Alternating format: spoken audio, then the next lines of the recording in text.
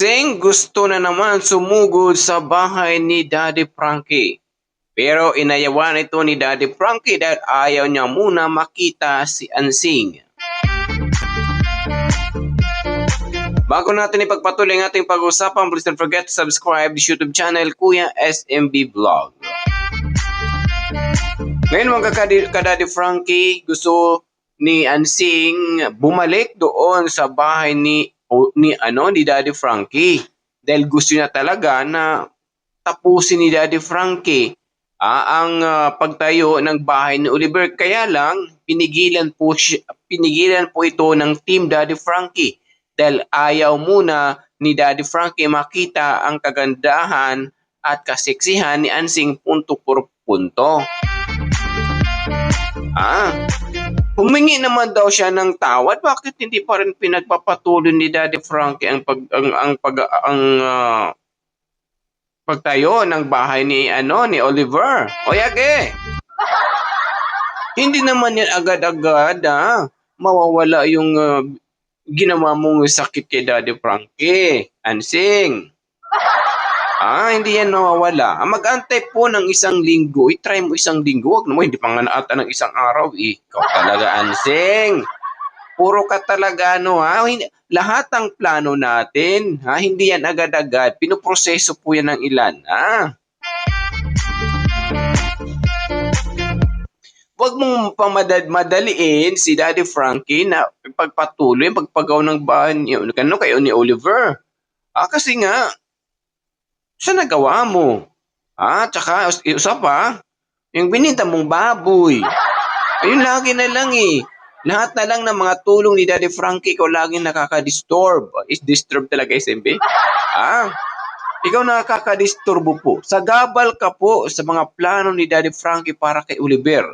Kasi lagi mong sinisingit ang yung kapangailangan. Lagi mong tandaan, hindi mo kaano-ano si Daddy Frankie. Ibang tao yan, hindi ang pamilya mo. Kung ano man ang mga plano mo ngayon, nagsisika na ba talaga? Or may plano ka na naman sa sunod na mga kabanata? Kasi yung ginagawa mo, Ansing, hindi po tama actually. Why ay kinakadiri ka na? Even your sibling kinakadiri ka. How much more sa ibang tao? Akala mo maaamo mo si Daddy Frankie sa ginawa mong karakter as a tupa Pero no. Hindi mo maaamo si Daddy Frankie na yung karakter as a tupa dahil nasanay na siya sa'yo noon pa. Na lagi kang humingi ng apology, lagi kang nagsasabi, hindi ko nagagawin pero ginagawa pa rin. Sa ibang pamamaraan. Pero yung mga tao naman, hindi mo siguro alright? So, ganun na lang po na ng mga Daddy Frankie. Yung naging karakter ni Ansing doon kasi nagkungulit ito siya chat sa mga staff na team of Daddy Frankie na gustong bumalik. Tapos nagtatanong kung kailan simulan yung bahay ni Ansing, simulan uli yung paggawa ng bahay ni Oliver. Pero sabi ni Cynthia, siya Innocentiso Sunaho, hindi ako maniniwala kasi wala akong luha, Ansing. Next time, samahan mo ng ang drama mo para paniwala. Sabi niya Kasi po mga ka-idol, gusto talaga ni Ansing na kung anong plano niya, masusunod agad. Wag mong kulitin si Daddy Frankie. Darating ang panahon talaga na aayusin, itutuloy yan. Kaya wag muna ngayon. Dahil sa ginagawa mong maganda, ginawang mong maganda talaga para kay Oliver. Tapos dinagdagan mo pa yung pagbinta ng baboy. O kahit naman po sino doon, Ansing, hindi talaga hindi talaga matutuwa sa'yo. Nag-effort. Binigyan ng panahon at oras ni Daddy Frankie na matulungan kayo. Even ikaw, kahit sampid ka lang sa beneficiary. Ampun ka lang sa beneficiary. Pero binigyan ka ni Daddy Frankie ng pagkakataon na tulungan ka. Pero hindi mo kasi pinapahalagan Ansing. Yun ang mahirap sa'yo. O hindi mo pinapahalagahan ang taong tumulong sa'yo. Dapat kahit maliit man ang nabagay na natulungan ka ng isang tao, dapat binibigyan mo ng pagpapahalaga. Kasi malaping kasi swerte mo nga hindi lahat ng tao concerned sa'yo. Huwag mong ipasok as a family si Daddy Frank. Kasi si Daddy Frank, ibang tao po yan. Ituring mo na isang pamilya, salamat. Pero yung ginawa mo talaga, Ansing, hindi talaga makatao. Kahit naman po sino. Kaya yung po ang naging dahilan. Do not blame kay Daddy Frankie kung hindi ba sa ngayon, hindi pa maitutuloy ang paggawa ng bahay ni Oliver dahil po sa ginawa mo.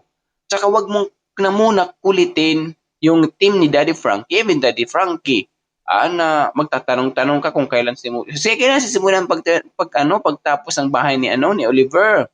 Kasi sikip na kami dito sa kwarto eh.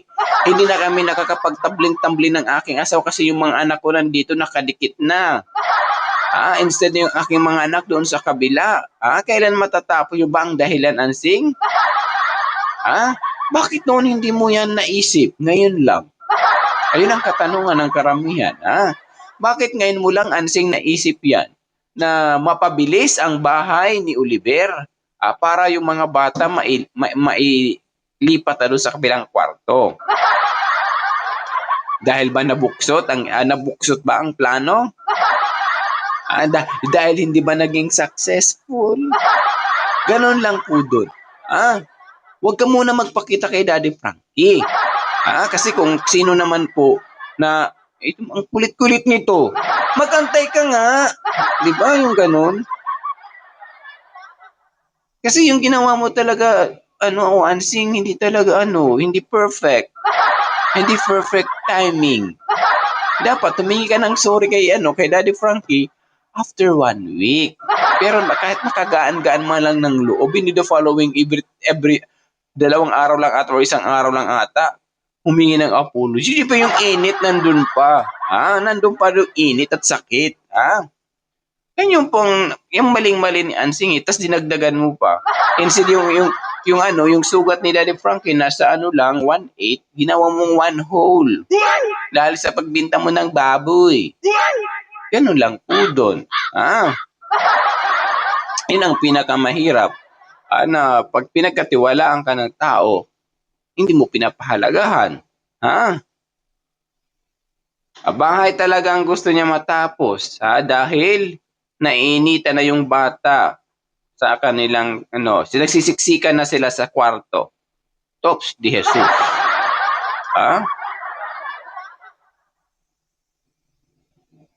Kaya do not blame baka balang araw si Oliver paalisin mo sa kwarto. Wala namang binibigay sa akin pagpunta ko sa bahay ni Daddy Frankie, hindi ako binigyan ng 1 key. Ang lalaki ng punto sa misa, mangga, orange, hindi nga ako binigyan. Jan Oliver, diyan ka sa sala. Aking mga anak, balik sa kwarto. ako yan. I-check mo nga, JJ. Ako nakinig Sir JJ, mo nga, i-monitor mo nga doon sa bahay ni Ansing, kung sana tutulog si Oliver. Still kwarto pa rin ba? Sa kwarto pa rin ba natutulog si Oliver or sa sala na? Ito, i-check mo. Bilis. Kasi wala nang naibigay wala nang katumbas yung kanyang mga effort. Akala niyong awa, effect, sincere talaga yung pagpunta niya sa bahay ni Daddy Frankie. Observe nyo nga kung sino nandyan. Baka doon na sa CRC Oliver natutulog. Ulitin ko po, Ansing, huwag niyo munang kulitin si Daddy Frankie. Actually. Magtatanong-tanong ka sa mga team Daddy Frankie kung kailan sisimulan uli yung bahay ni Oliver. Antay ka sa tamang panahon palambigin mo muna yung mainit na kape. Ikaw pa naman uminom ka ng mainit na kape, di ba maiinitan ka?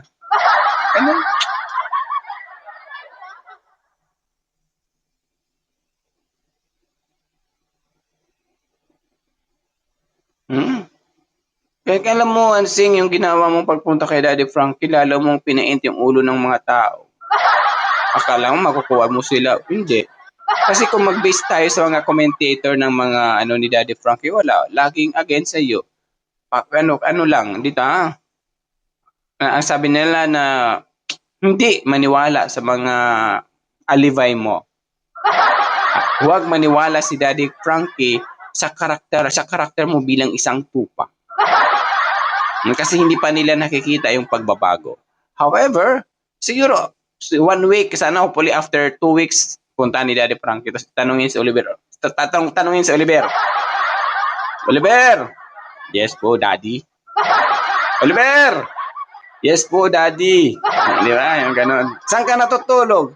Sa sala, Daddy. Agad talaga sa sala. Hindi na ba sa kwarto? Hindi na, Daddy.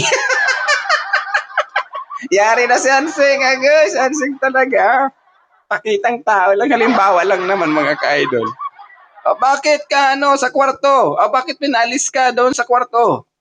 I want ko, Daddy.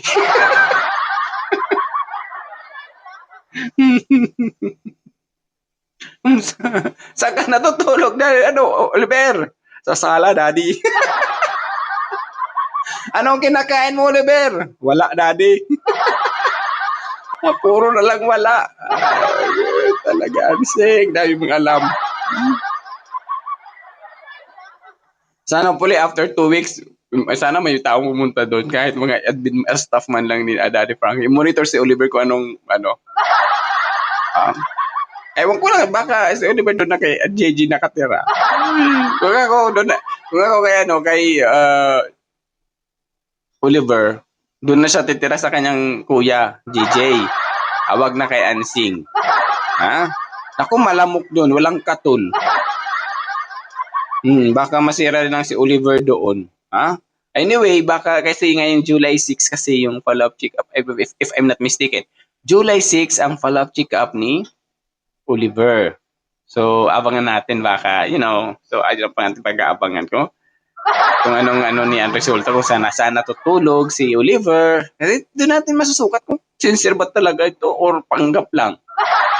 Kung saan natutulog, kumakain na ba? Ano bang kinakain mo, Oliver? Wala, Daddy. Anong ulam mo, Oliver? Di ba yung mga ganyan? Kasi kahit may binibigay si Oliver na pera kay Nansing that time, puro mga processing foods ang binibigay. Hindi man lang may gulay, na pwedeng ma-consume ng tao at magbigay ng malakas na pangako. Hindi kay puro mga processing foods. Gulay, lagyan ng isda, sabawan. Agoy, sip-sip talaga SMB. Ang hagod talaga. Iba talaga yung sip-sip ni SMB. Pang virgin talaga. Ang pangit na SMB, dami mong alam. So yung mga ka-idol, kasi kinukulit ni Hansing, gusto rin pumunta uli kay Daddy Frankie. Ako may target ata sa mangga kunin na. Naku, ubos na, Hansing, wag kang diyan. Ha? Baka gusto uli kunin yung mangga doon sa mesa saka yung oras ang lalaki pa ang dilaw-dilaw. Sabi na Hansing, bigyan mo naman na kahit 3 lang. Pero kung alam mo yung mga ka-Daddy Frankie, kung okay yan sila, naku, humingi na yan si Hansing. Baka nakuha lahat. Ang problema doon kay Hansing, mga ka-idol. Wag mong madaliin na tapusin agad-agad kung anong plano agad-agad gagawin ni Daddy Frankie. Bakit ba? Yung sakit na ginawa mo kay Daddy Frankie, agad ba nahuhupa? Agad ba makukured? Agad ba magagaling? Huwag kang ganyan, Hansing. Ganun lang po doon, mga ka-Daddy Frankie. Kasi nga, si Hansing, nandun yung point, ang kulit. Hindi makatimpi. Ura-urada. Gusto niya ura-urada yung kanyang mga plano. Hindi niya iniisip din kung tama yung ginagawa niya. Kaya maraming taong nagagalit sa kanya.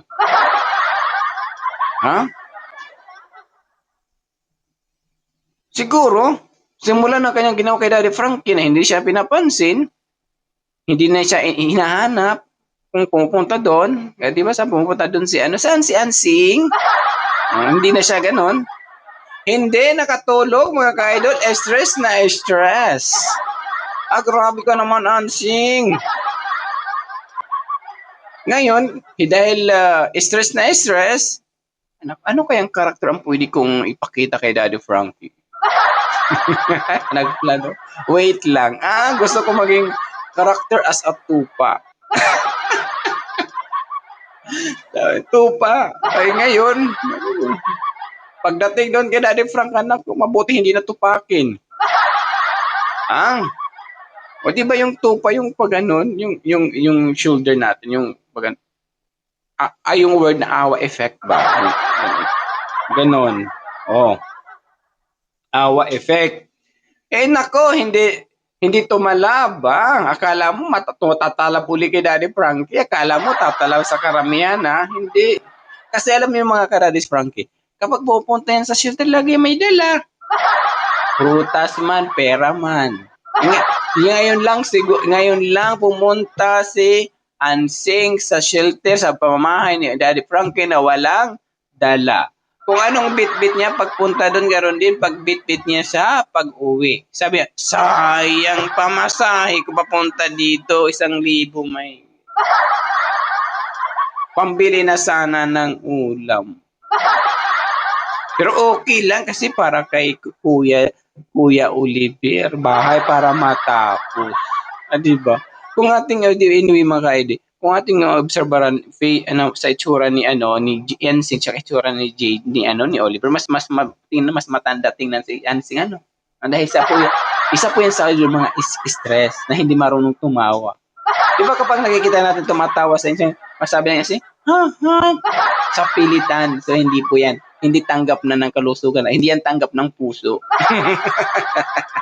So gano'n na lang po doon yung tawa ni Ansing. Yung sa pilitan na tawa, halata naman eh. Yung tawa na galing sa puso at halatang fake. Yung mga fake talaga SMB. So ganun po ang nangyayari mga ka-idol. Na gusto talaga ni Ansing na bumalik uli na naman doon. Ganyan kakulit si Ansing. Di ba pagpunta niyo dun, hindi man lang nag-chat-chat, di ba dati? Stop, basta dyan. Ano ba si Daddy Frankie? Punta ko dyan. Ganyan kay Kuya. Pero ngayon, diretso na, hindi na siya nag-chat-chat doon hindi na siya wala na chat-chat. Diretso na siya doon. Kay Daddy Frankie. Mabuti, naabutan niya si Daddy Frankie sa pamamahay ni Daddy Frankie. Kung hindi na ko, hanggang ngayon sa'yo, pabalik-balik. Baka doon matulog. So yun po mga ka-idol, ang ng karamihan na wag mo nang mangulit si Ansing kay Daddy Frank yung kailan itatayo ang bahay kasi kung darating yan, kung gagawin niya talaga, may plano si Daddy Frank, ginawa na yan. So mag-antay.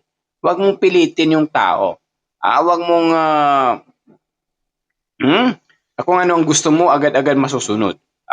Dahil po alam yung mga ka-Daddy Frankie, doon sa kanila pala mga ka-Daddy Frankie, wala siyang kaibigan, lahat kaaway niya. Yun ang pinakamahirap. Kasi nga, lahat ng mga tao doon naiinis sa kitsura niya. Kasi alam niyo mga ka-Daddy Frankie, yung kaibigan din nakakatulong din po yan, makapatulong to provide kung ano mga pangailangan mo. Kasi kunik-kunik yan eh. Kunik-kunik po yan. Ako naniniwala ko na mga friends mo talaga nakakatulong, sample makahanap ng trabaho, lahat-lahat na lang pangailangan kung anong gusto mo, makipag-coordinate ka lang. Sabi mo, friendship. Baka may naghahanap dyan labandera. Baka pwede mo naman ako i-hire. Baka may kilala ka. Kasi, nandito si Kuya Oliver, waray pambili ng longganisa na Pampangas best. Agad talaga pa SMB. Yung ganun ba? Para sa aking mga anak. There are many ways. Kung hindi mo kaya, it's true for your friends. Kapag yun ang pinaka-biggest talagang mga ka-idol, na yung friendly ka, kasi yung kapag you are friendly, maraming mga kaibigan tutulong sa iyo na makahanap ka ng trabaho. Totoo po yun. Ngayon problema, kasi si Ansing hindi friendly. Boysitly, Insing. Boysitly. Talaga ba? Totoo po yun. Huwag po tayo magtaka dahil yung hirap ng buhay, may yan sa yung sarili. Kapag wala kang diskarte sa buhay, maghihirap ka talaga. Tama? However, kung mayroon kang diskarte, you are friendly. Makipag-coordinate ka lang, makipag-usap ka lang sa mga kaibigan mo, mga kumari mo, mga best friends mo. Uy, best friend! Walang-wala talaga ako ngayon. Open ka dapat sa sarili. Walang-wala talaga ako, best friend. Baka may kilala ka dyan, best friend, na pwede kong paglabhan. Para man lang sa aking pamilya. Oo, kasi nahihiyan ako kay Daddy Frankie. Lagi na lang nagbibigay sa akin. Tapos isa pa, naubos niya yung pera kasi bininta ko na ang baboy. Di ba mga ka-idol? Yun ang the best po na dapat gawin ni Ansing. Para makatulong sa needs ng kanyang pamilya, hindi lang aasa sa asawa. Magkano lang ang minimum rates dyan sa lugar nila? Maliit lang ba 500 more? I don't know, but dito sa Metro Manila, 695. Ewan ko, di ko alam. 695 or 795. Pirehas silang kakain, 4. Dagdagan pa ni Oliver. Halimbawa na lang natin 5. Baka sabi niya, sana naging baboy ka na lang, Oliver. Para maibinta na kita. So yun po. Ako malaking advantage nga ni Ansing na sa Oliver na sa kanila eh.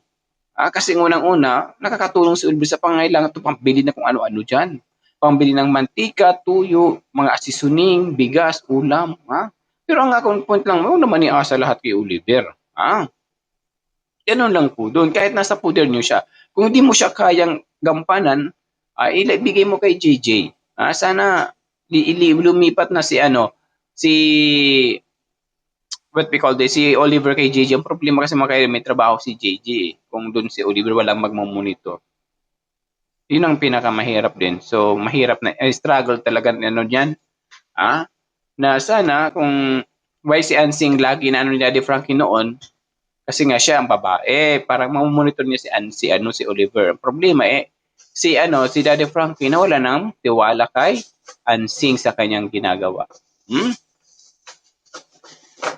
Hindi binigyan ng pagpapahalaga ni Ansing yung kabaitan ni Daddy Frankie. Sana kung nagpapakita rin siguro si Ansing ng kabaitan din sa camera on cam na nakikita na yung pagpapahalaga ng kanyang kapatid na hindi niya hiningian ng katumbas na salapi, sana marami pang nagbibigay kay Ansing. Totoo po, maraming maaawa. Lalong-lalo sa kanyang mga anak na maliliit pa. Siguro maraming sponsor na magbibigay dyan. True, kung kanyang pangugali. Baguhin, wala. Ngayon, hindi na eh. Hindi na siguro mangyari yun dahil lasaw na. Sira na si Ansing sa social media actually sa kanyang ginagawang hindi maganda sa sa pandinig at saka pananaw ng supporters ni Daddy Frankie natin. Kaya yung pong nangyayari ngayon, na parang yung nakaraang buhay nila na hindi pa na nasa kulungan pa si Oliver parang bumabalik na. Kasi alam naman natin na simula nang nakilala ni Ansing si Daddy Frankie naging sandalan niya nito punto por punto. Totoo po, sandalan. Dapat doon yung point na yun, doon binigyan ng pagpapahalaga ni Ansing na kahit ganyan si Daddy Frankie, malaki ang papel na nakatulong sa kanyang kapatid. Yun na lang sana. Sinat aside muna ni Ansing ang kanilang buhay niyang magpamilya. Total, hindi naman talaga sila involved. Hindi naman sila beneficiary. So kaya lang, word niyo sabi niyo pabida-bida na gusto niya maging beneficiary. Na gusto niya kung anong mayroon si Oliver, mayroon din siya. So parang sabi naman ni Oliver na, nako, kilala ko yung kapatid ko. Itigil yan, Daddy Frankie. Itigil yan, Daddy Frankie. Itigil yan, Daddy Frankie. Itigil yan. Kukunin lang yan ni Ansing. So nga, totoo nga. Kung hindi pinagsabihan ni JJ, yung yung sinunod ang kagustuhan ni Ansing, nako, yun ang mangyayari. But mabuti na lang na nandyan si JJ na naging daan na para yung plano ni Ansing na himatputol ito. Kasi yung pala ang plano. Baka kung matapos ang bahay, si JJ yung nasa sa loob na, si JJ, si Oliver nasa lumang bahay tapos sila nasa bagong bahay. Di ba? Yun talaga mangyayari kung hindi na na pagsabihan ni JJ si Daddy Frankie ng maaga. Ganun talaga ang mangyayari. Mabuti na lang na nasabihan. Ngayon, nabuksot na lahat ng mga plano ni Ansing at hindi ito naging successful. Ayan, nag-ugaling tupa na. Naugaling tupa. Sabi siguro noon, hawak ko ang bit. Hawak ko ang bit. Talo na si JJ, hawak ko ang bit. Hawak ang bit ka, ayan. Dahil sa kaswapangan mo, napending tuloy ang bahay ng kapatid mo. Sayang. Kaya wag mong i-blame sa kay JJ, wag mong i-blame sa paligid mong tao yung nangyari. Kasi mali mo talaga. Ang iniisip lang ni JJ yung seguridad ng yung brother. Hindi yung sarili niya. Yun dapat, yung agreement ninyo, agreement. Hindi yung ganyang tutusuhin mo, yung patataydurin mo, yung kapatid mo, sa harap-harapan. Siguro kung normal lang yung pangiin, normal naman, actually kulang lang. Kung si Oliver, naku baka nasapak ka na Ansing. Sinapaganon na At least equal SMB, ikaw talaga SMB. At least maramdaman mo lang na Ansing, paano maging equal ang mukha. Just lang. So, yung po mga ka-idol na ngayon, kinukulit pa rin ni Ansing, yung Team Daddy na kung kailan ipapatayo ang bahay.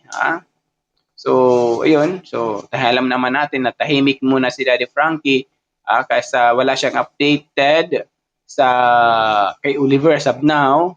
So, abangan na lang natin sa susunod na mga araw kung ipagpapatuloy talaga. Kasi nagtatanong din si Daddy Frankie kung ipagpapatuloy talaga yung magtayo ng bahay. So parang doon siya kumukuha sa inyo ng idea. Kasi dahil nga para sa kanya, yun na niya talaga. Pero kung yun ang kagustuhan po ninyo, susundin po niya alang-alang po sa ikakasaya po ninyo punto por punto.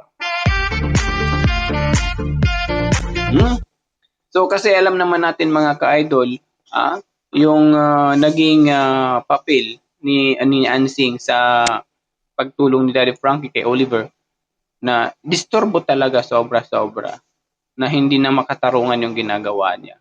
But Daddy Frankie, what I mean, sabi niyo na hypnotize, ginawa niya lang po yun mga ka-idol dahil po gusto niya talaga mga ka-idol kasi ang nasa isipan niya na si Ansing talaga yung maging maggabay, mag-assist kay Oliver, punto por punto. Tingnan natin ngayon mga ka-idol na wala na si Daddy Frankie. Ngayon lang, na wala nang magbibigay sa kanya ng wala nang hihingian, wala nang sandalan, ayan. Pumunta doon. Ngayon gusto pa uli pumunta doon. Sabi, wag na pumunta doon. Tapos doon ka na galing, baka sikaran ka doon ng aso. Wag nang kulitin si Daddy Frankie. So ayan po mga ka-idol, abang-abangan na lang po natin ang magiging latest update ni Daddy Frankie about doon sa bahay ni Oliver. Kung tutuloy, abang-abangan po natin. At of course, doon kay Atenida. Atenida kay Ansing, na about doon sa kanyang concern din na ituloy kasi yung bahay nga nila gusto na ilipat doon yung kapangaanak nga sa kabilang kwarto na kasi sikip na sila. Hindi na nga sila makakapagtabling-tabling ng kanyang asawa na jujudo karate, rambulan, di ba yung mga sweet memories as a husband and wife. Di ba? So anong ganung way, So sana may si JJ makabisita doon, itanong kay Oliver kung saan si Oliver natutulog. Kung still pa rin ba sa kwarto o sa sala na. Dahil alam mo naman natin na walang katumbas, walang kakibat na salapi ang pag-stay ni Oliver doon sa pamahay ni Ansing. Ngayon natin malalaman yan. Sana makapunta si JJ sa pamahay ni Ansing at tanungin si Oliver kung saan pa rin ba natutulog hanggang sa ngayon. Ayan mga ka-idol, hanggang dito na lang muna tayo again. Big love shout also for si Daddy Frank and of course mga nagmamahal kay Kuya SMB, maraming salamat. Sa mga bagong pasok, please don't forget to subscribe to YouTube channel Kuya Pak SMB. And of course, sa lahat na gusto magpa-member na po ng aking channel, 25 pesos lang po yan. At kahit pa paano mabigyan ng kulay ang kay Kuya SMB channel. Kasing kulay ni Ansin, kulay pula. Ayan mga kanalis, maraming salamat ha. Luzon, Visayas, at Mindanao. At sa mga kailupalop ng kontinente, Miguel of shoutout, mag-ingat.